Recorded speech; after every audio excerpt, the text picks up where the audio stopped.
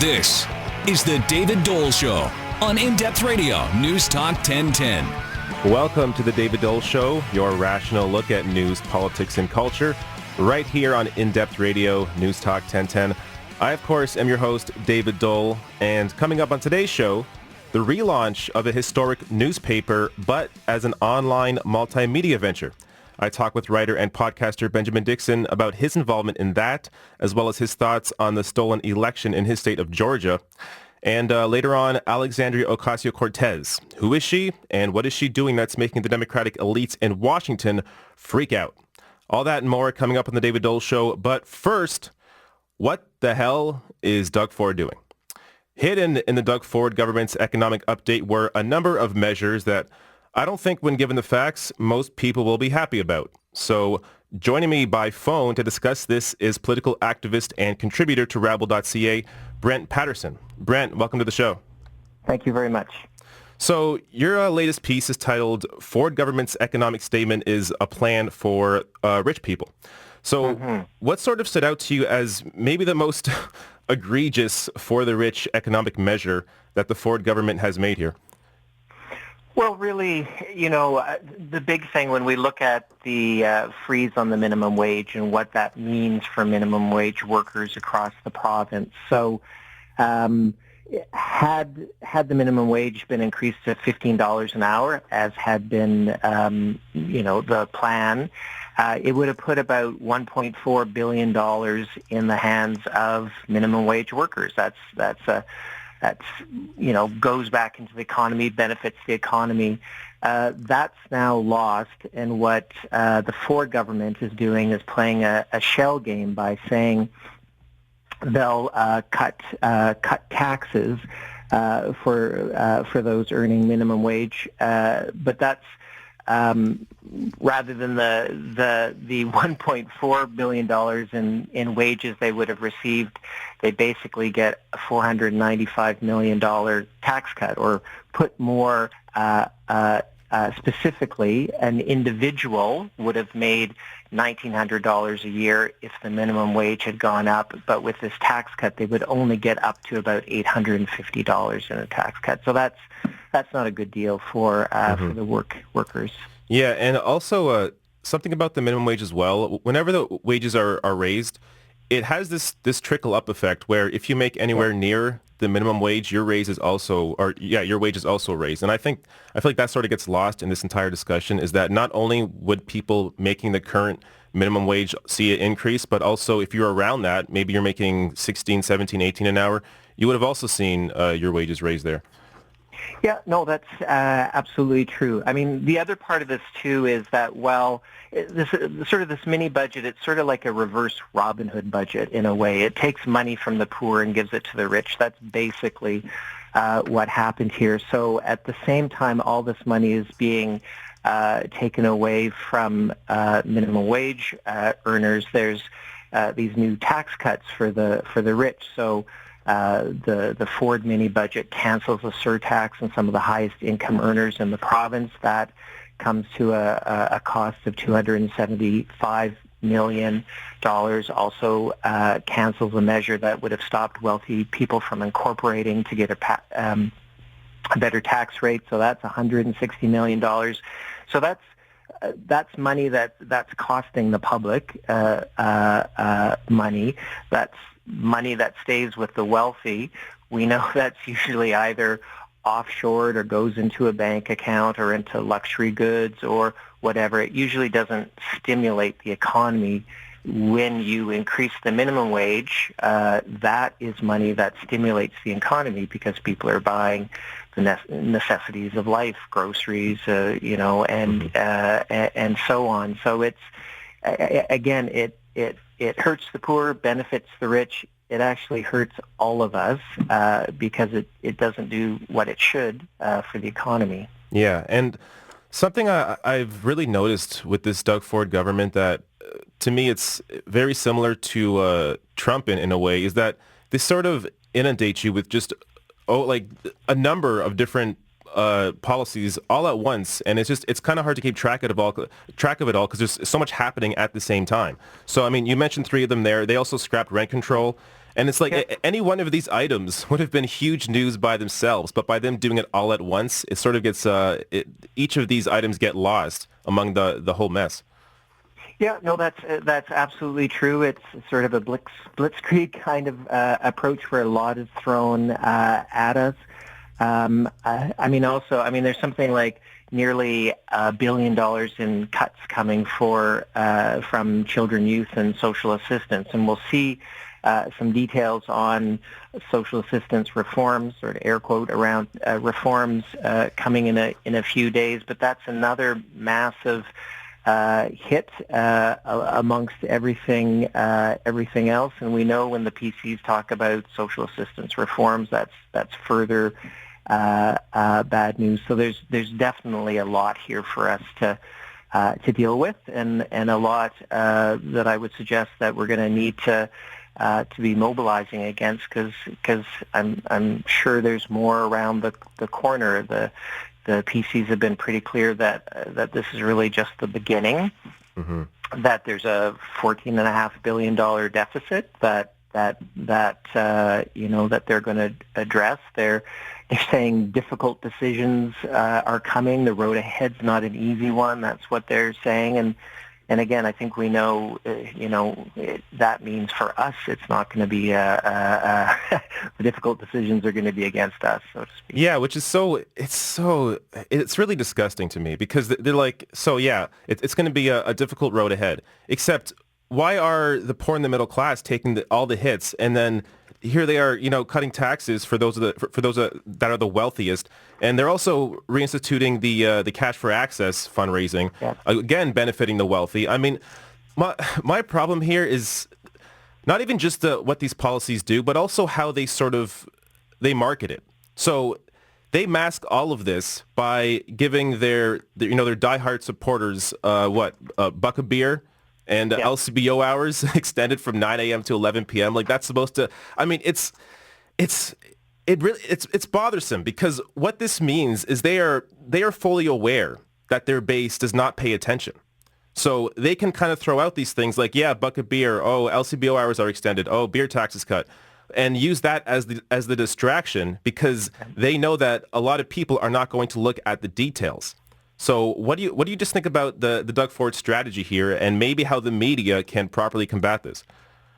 Yeah, no, I think you're absolutely right. It's a classic distraction technique in terms of, generally what will grab attention or what will make the headlines. It's,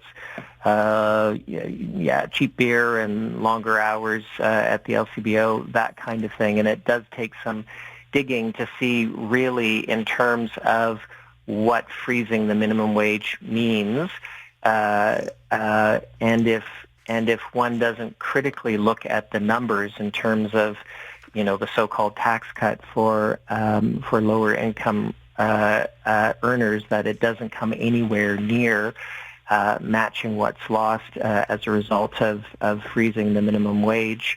One can be left with either confused or with the wrong impression. I don't know. I mean, I think it's the job of all of us, or certainly for social activists, to be putting some critical information out there and presenting the numbers in a clear and understandable way, so people will have a fuller sense of what's going on. And certainly for the mainstream media to be, looking behind the spin of the provincial government and really critically looking at what they're doing, and not just repeating what's in the Ford government's media releases. Yeah, and I see that a lot. Like, for example, the minimum wage freezing at $14 an hour. The reason Doug Ford's reasoning for that is that there were massive job losses all across Ontario, when in reality there was massive growth. And actually, in July, I believe we hit our lowest unemployment rate, and this is 6 months after raising the minimum wage to $14 an hour. So not only are we trying to, give the facts here on what the right way forward is for our province, but also we have to battle this misinformation that's coming from our government. Yep, Absolutely, and any number of studies will tell you that an increase in the minimum wage is, it raises all boats, so to speak. It benefits the economy. The money is put back into the economy, unlike tax cuts for the rich. And so there is a sort of an insidious spin to that the Ford government does, and really we need to cut through that. And eventually that does happen. It takes some time, but that does happen for the broader public. I think our effort needs to be to speed that up, though, before too much damage is done. Yep. Now, one last policy here I want to highlight that I think might bite them in the future, and that's increasing the threshold to maintain official party status from 8 seats to 12 seats. What are your thoughts on that? And is this just an attempt to wipe out the Liberals, or might this actually potentially turn around on them in the future? Yeah, that's a good question. It's a bit of a spiteful move, and one that doesn't benefit broader participation in democracy as it should. So it's problematic in that case. But as we've seen, certainly historically speaking, the sort of right-wing parties or right-wing populist parties, at some point do implode or do collapse when the electorate has had enough of them and have seen through their spin. So certainly further down the road, it may be something that they regret. But I think they're being rather prideful now, I suppose, or just sort of misdirected. And we'll see where that goes. So wrapping up here, is there anything do you think people at home can do to sort of get involved and maybe voice their displeasure with this Ford government? Yeah, I would say look in your community, whether that's Toronto or anywhere around the province, for any social activist group that's starting to raise concerns about this. Call your member of the provincial parliament, write a letter to the local newspaper. But I think really the thing is get engaged. We know a full budget from the government is expected early in 2019. I think we can expect further and deeper cuts from them. I think we can see more of the same, where there's benefits or it's favorable towards the wealthy and the rich, and it's done on the backs of the poor and the middle class, and so the more that we can mobilize now, the more that we can organize now and shed some light on this economic statement, the better place we'll be in early next year when this full budget comes out. Yep, agreed. Brent Patterson is a political activist and contributor to Rabble.ca. Brent, thanks for joining me. Thank you very much. Coming up next, I'm not done with this Ford government. I want to get your thoughts on whether the wealthy should get greater access to our politicians, which, yes, is something Doug Ford is doing. I'm taking your calls at 416-872-1010. You can also text me at 71010. This is The David Doel Show on In-Depth Radio, News Talk 1010. The David Doel Show continues on News Talk 1010. Welcome back to The David Doel Show, your rational look at news, politics, and culture, right here on In-Depth Radio, News Talk 1010. Now, Doug Ford is reopening the door to cash for access fundraising. Did you even see this? This was barely covered by our media, and maybe because a lot of them are part of these elite circles. So hidden in the Progressive Conservative Party's economic update was cash for access fundraisers are back. So those $250 a plate, $1,000 a plate fundraisers, pay that money, get in, have your face-to-face time with your favorite MPP. Of course, if you can afford it. Most of us can't. But again, as I've said many times, this Doug Ford government is not for the people. They are for the rich people. So do you think Doug Ford reopening cash for access impacts our democracy? Should politicians be allowed to solicit large donations and meet one-on-one with their big donors? Is this a for the people policy? Call me at 416-872-1010, and you can also text me at 71010. We have Kathy on the line. Kathy, what are your thoughts? Good evening. Now that you've mentioned, I just tuned in about 2 minutes ago. Cash for access. I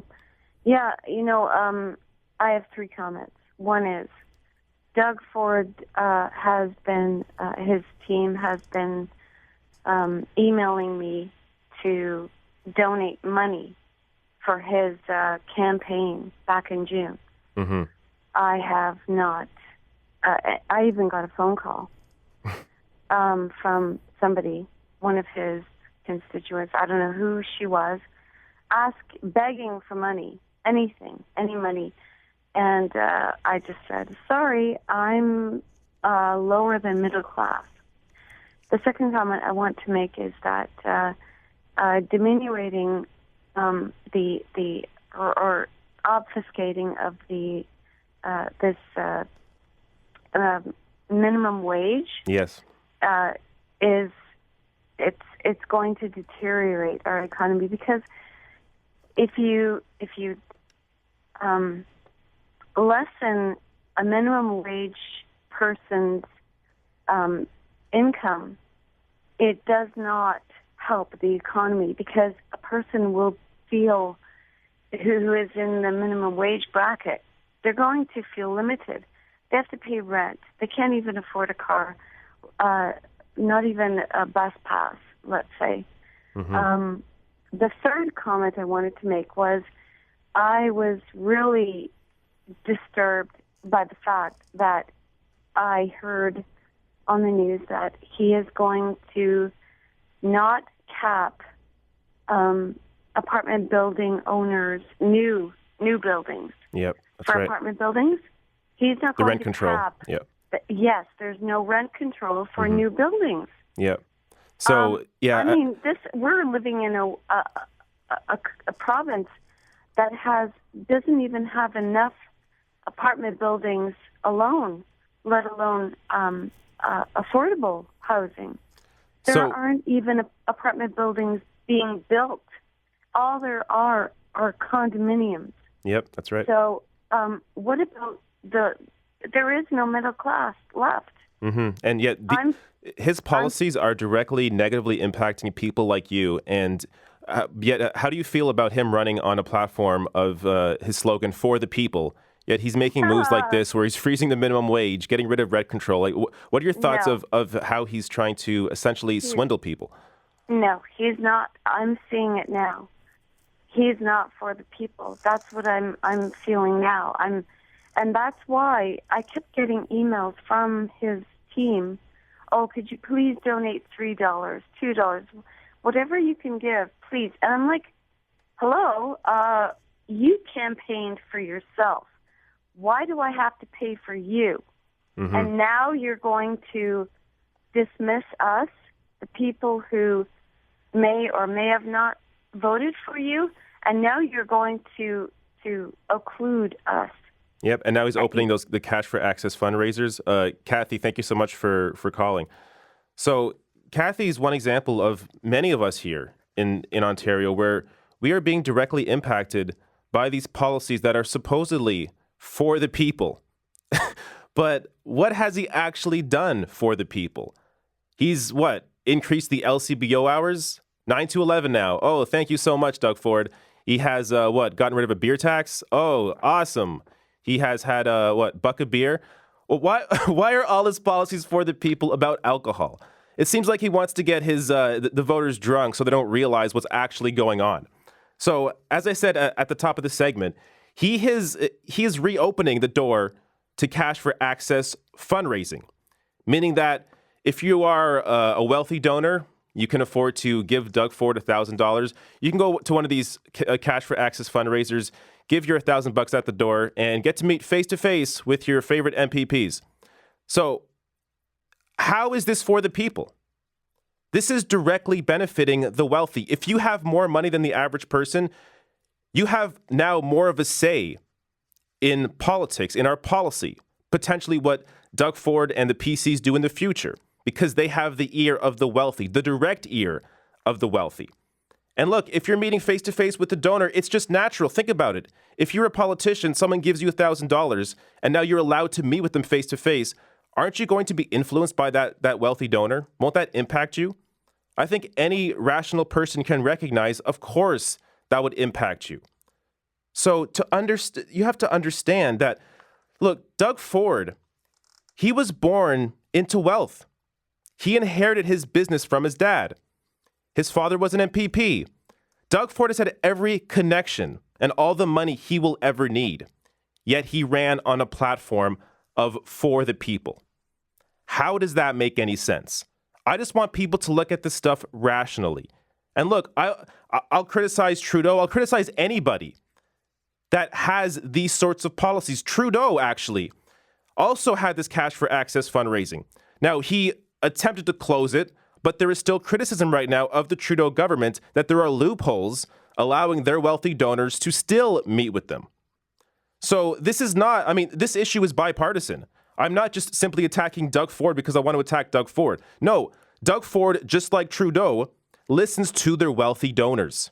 That's what this is, and I need people to wake up. You need to understand what is happening. Doug Ford is not for the people.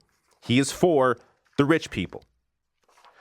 Coming up next, I speak with writer and podcaster Benjamin Dixon about his new venture, and I also get his thoughts on the stolen election in Georgia.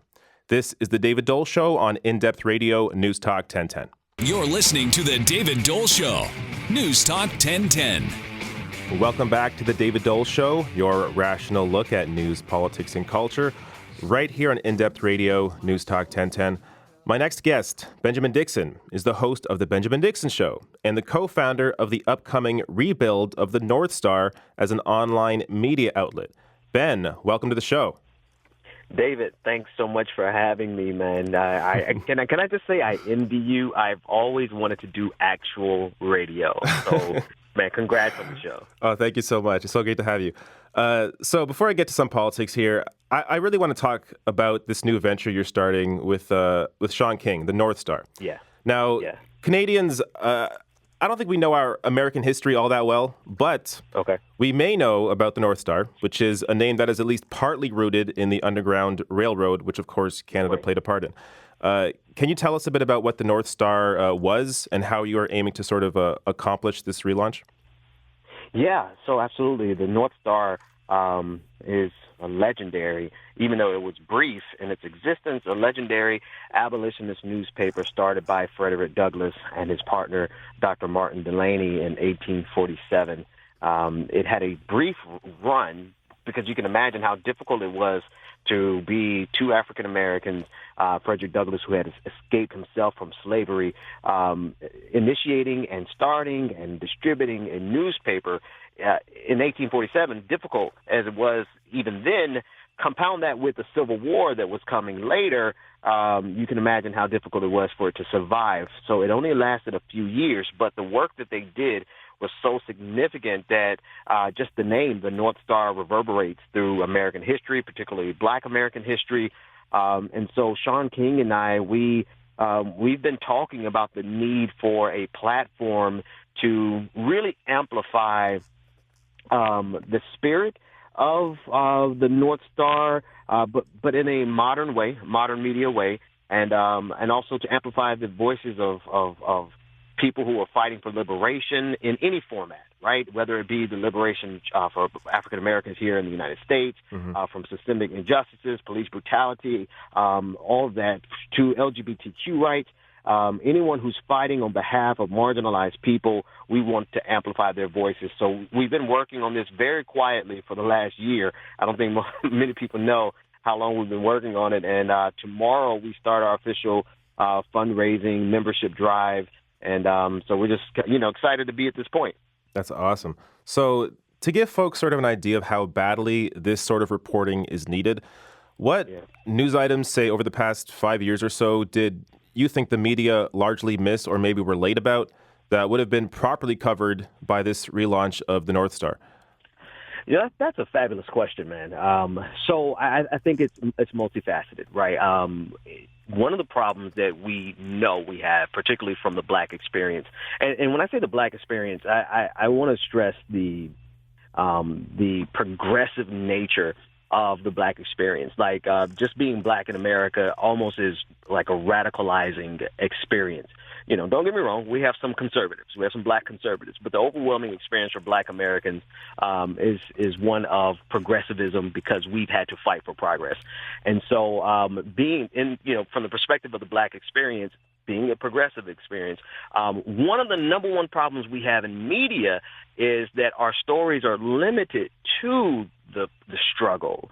You know, whenever you hear stories in media about the African American community, it's always about race. It's always about police systemic injustices, police violence against communities of color, which are serious issues that we are absolutely going to cover at the North Star, but we're oftentimes limited to that. So in addition to covering stories about police violence and systemic injustices and systemic racism, we also want to shine light on just the everyday existence, the good things that actually happen in the Black community. So I would say that's the number one area of our collective experiences that is not covered by the media, is the fact that, yes, we do have a fight, we do have a struggle, but we also have some amazing lives that are happening around us. So we're going to tell both the good stories, but we're also going to focus on the good and the bad. We have the holistic look of the Black experience. So that's just one angle of it. There's like probably 12 other things I could tell you, but I know we're on radio, we're on air, so I'll keep it short. No, it's okay. So you also said your next phase for the North Star is happening tomorrow. Where can people find that? So tomorrow, don't go tonight. Go tomorrow.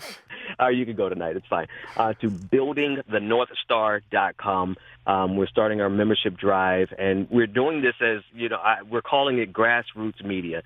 And the reason we're calling it that is that because the North Star itself isn't going to take any venture capital money, even though we've had some presented to us. People want to invest. But we want to be funded by the people, and this is not cliche, right? But this is literally freeing us up.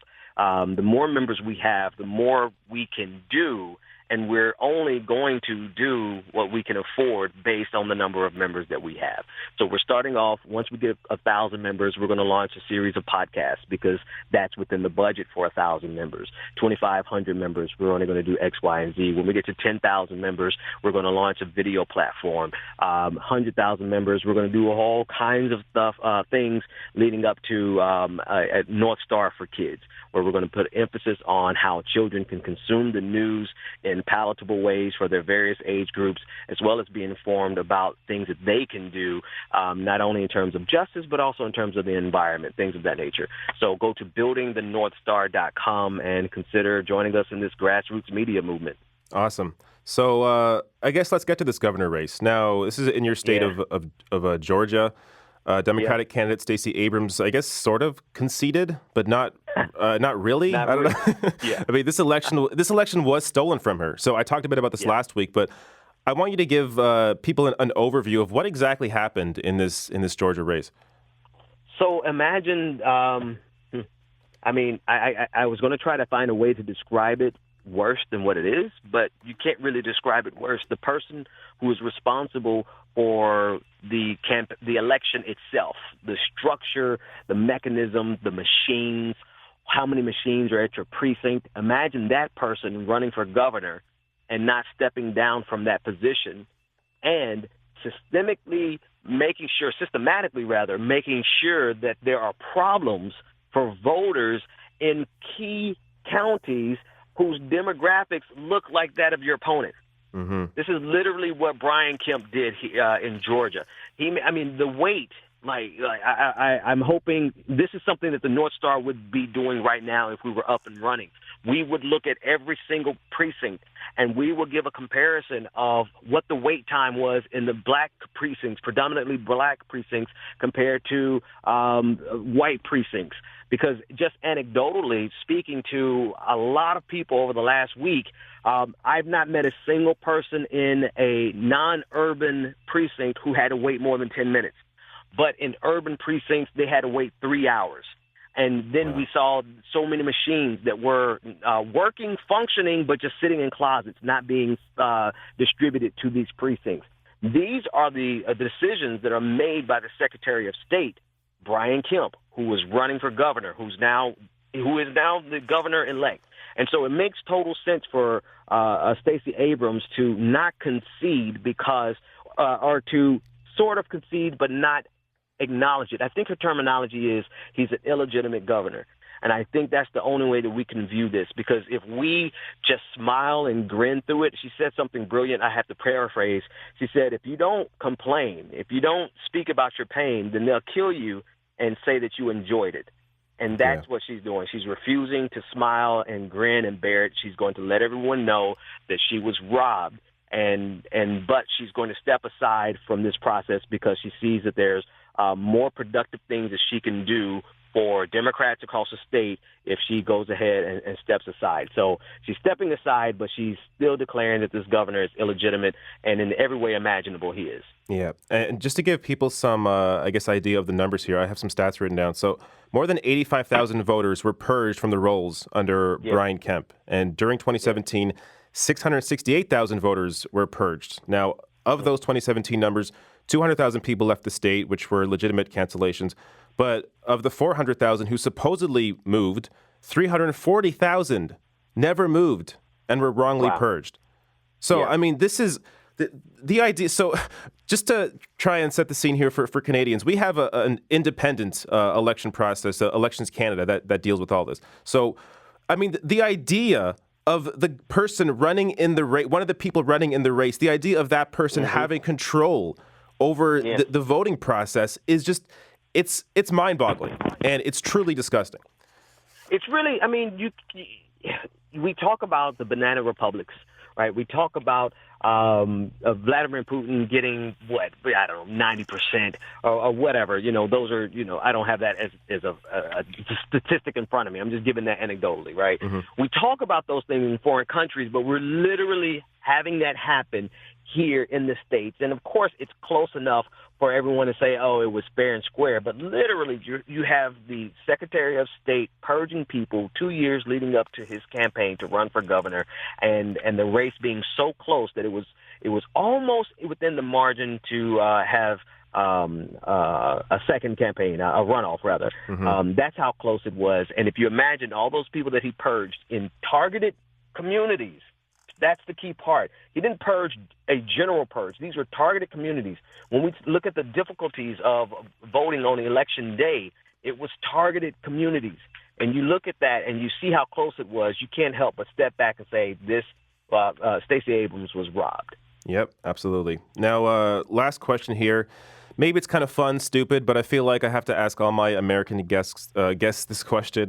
2020, who would you want to see go up against Donald Trump? Oh man, honestly, I honestly don't know. I am still a supporter of Bernie Sanders.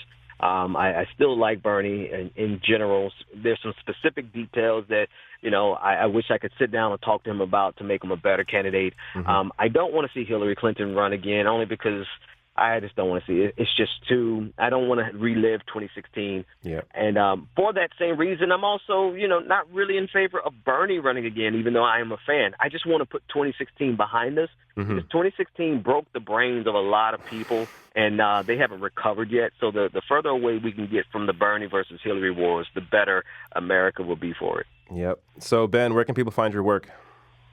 They can go to BenjaminDixonShow.com, but coming up soon, they can just go to BuildingTheNorthStar.com and see even more work there. Awesome. Benjamin Dixon, the host of The Benjamin Dixon Show and the co-founder of the upcoming relaunch of The North Star. You can find them at BuildingTheNorthStar.com. Ben, thanks for joining me. Hey, thanks so much for having me, David. Take care. Coming up next, how new Democratic Congressperson Alexandria Ocasio-Cortez is freaking out the Democratic elites in Washington. And what can Canadians learn from her? This is The David Doel Show on In-Depth Radio, News Talk 1010. Welcome back to The David Doel Show on News Talk 1010. Welcome back to The David Doel Show, your rational look at news, politics, and culture, right here on In-Depth Radio, News Talk 1010. Now, before I get to my rational take of the week, which has to do with a new American politician, a new Democratic American politician, I want to go over this new poll. So there's a poll out here from Campaign Research. Ford's approval rating Doug Ford's approval rating. Now, before I give you these numbers, think in your mind. What do you think his approval rating is at? And what do you think people, how do you think people feel about his recent moves against workers? Well, let me give you the details here. So, Doug Ford has a 37% approval rating, 63% disapproval. More specifically, 41% of men and 34% of women approve of his performance. Now, sure, you could say, well, I mean, we're essentially in a three-party system. You're going to have 30% of the people that like each of the parties. But these numbers, especially when we get down to some of the policies here, it's not looking good. It actually appears that there are people, even people within Doug Ford's base, that don't like some of what he's doing. So let me get to some of that here. So when we actually get down into the policies, a majority of Ontarians, 52%, oppose freezing the minimum wage at $14 an hour until 2020, compared to the 42% who support it. Now, again, we're looking at a majority of Ontarians disagree with freezing the minimum wage. But the numbers actually get worse. So the Doug Ford, he reversed a law requiring employees to be paid for 3 hours if their shift was canceled within 48 hours of its start. 56% of Ontarians oppose that. How about Doug Ford reinstating allowing employers to require a doctor's note for minor illnesses, like we're all children? What a great policy that is, Doug Ford. 55% oppose that. Because why? I really don't know. 39% support that. Really, 39% of people support having to get a doctor's note for their employer. I mean, those are the diehard supporters. But it even gets worse. So his least popular labor reform rollback is the removal of 2 paid sick days. 77% of people oppose that, compared to 17% in favor. So this policy even cut into his own base. 17% is a lot lower than the 34 or 40% you might expect for a Doug Ford base to support a policy like this. But no, 17% favor it. So even among Doug Ford supporters, there are people waking up to the reality that Doug Ford is not actually for the people. He is for the rich people. Now, let me get to my rational take of the week. So my rational take of the week goes out to Alexandria Ocasio-Cortez, which is she's one of the newest Democratic members of the House that has become a sort of star among the new class of Democrats. Now, why? It's because she is anti-elite.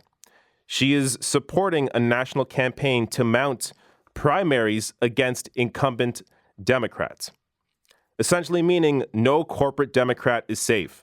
If you take big donor money, if you answer to corporations, Wall Street, Big Pharma, you might be primaried. And Alexandria Ocasio-Cortez, a sitting congressperson, will support that primary. Now, it's funny seeing some of the American media freak out about this, because Ocasio-Cortez herself, the only reason she has her seat is because she defeated a member of the Democratic leadership, Joe Crowley, in New York. So this really shouldn't be a surprise to anybody covering American politics, but it appears to be a surprise to some people, thinking that she was just going to, once she got in, she was going to assimilate with everybody else. But no, this is a fighter.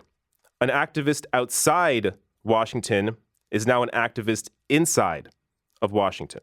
So she's a member of the group called Justice Democrats, and they have actually a whole slate of politicians that ran in the midterms, and a number of them got in. Another one is Rashida Tlaib. She's also on this the same idea of not taking big donor money, answering to the people.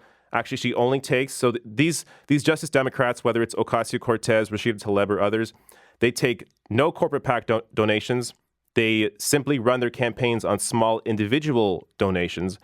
And they have, of course, massive volunteer bases, which allow them to get the word out. Because when you don't have the money, you don't have the commercials, and it's sort of hard to get your name out there unless you have a massive support of people behind you.